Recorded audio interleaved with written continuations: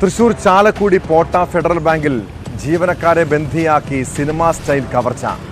മുഖംമൂടി ധരിച്ചെത്തിയയാൾ ക്യാഷ് കൗണ്ടറിൽ നിന്നും 15 ലക്ഷത്തോളം രൂപ കവർന്നു.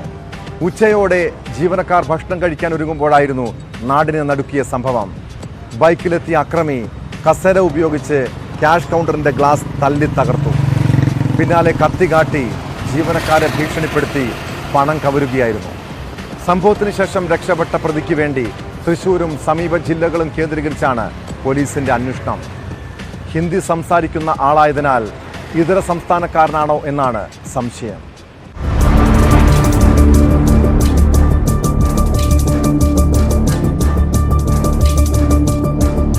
പോട്ട ഫെഡറൽ ബാങ്ക് ശാഖയിൽ ഉച്ചയ്ക്ക് ശേഷമാണ് നാടിനെ നടുക്കിയ കവർച്ച നടന്നത്.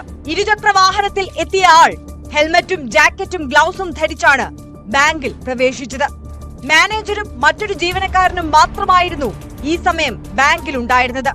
ബാക്കി ജീവനക്കാർ ഭക്ഷണം കഴിക്കാൻ പോയപ്പോഴായിരുന്നു മോഷണം.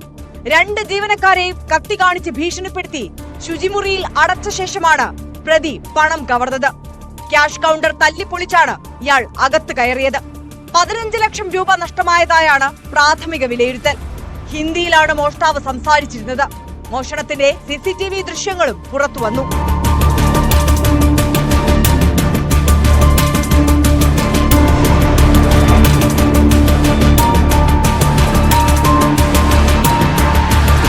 ക്യാഷ് കൗണ്ടറിൽ ഉണ്ടായിരുന്നത് 47 ലക്ഷം രൂപയായിരുന്നു. ഇതിൽ നിന്ന് 3 ബണ്ടിലാണ് കവർന്നത്. മോഷണം നടത്താനായി പ്രതി എത്തിയത് ചാലക്കുടി ഭാഗത്തു നിന്നാണ്.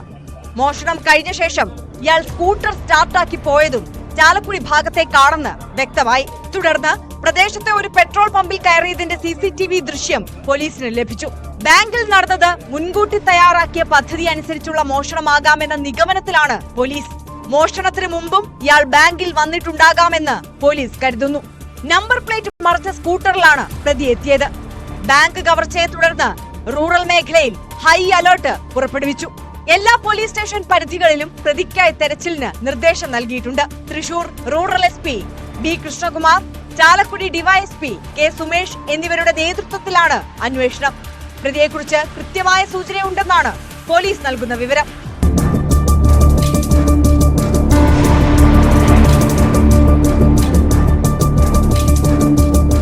News 18 തൃശൂർ.